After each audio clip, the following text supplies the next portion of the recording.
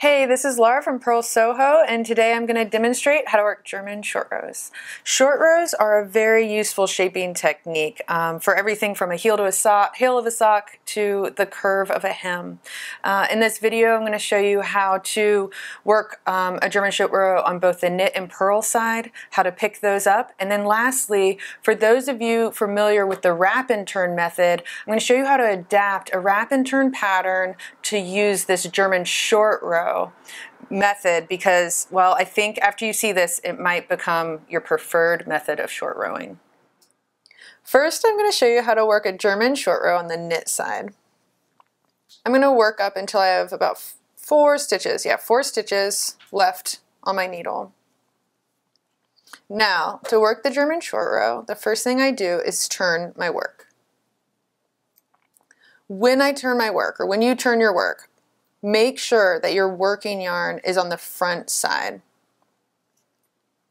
Next, use the tip of your right needle to slip that first stitch off of your left needle. Next, tug on your working yarn upward like this. And when you do that, you'll see that these 2 legs from the stitch below appear. This creates what some people refer to as a double stitch. So you have these 2 legs. Next, take your working yarn between your needles. And now I'm ready to purl across this row.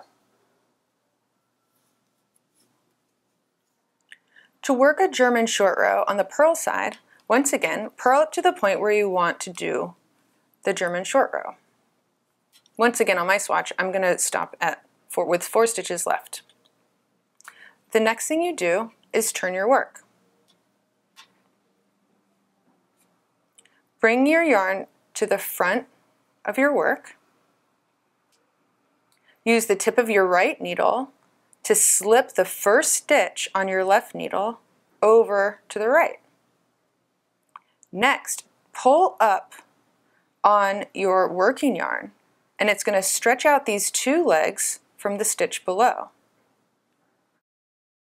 Then, you can see your working yarn is in back now, and you're ready to continue knitting across this row. Now I'm going to show you how to pick up the German short row.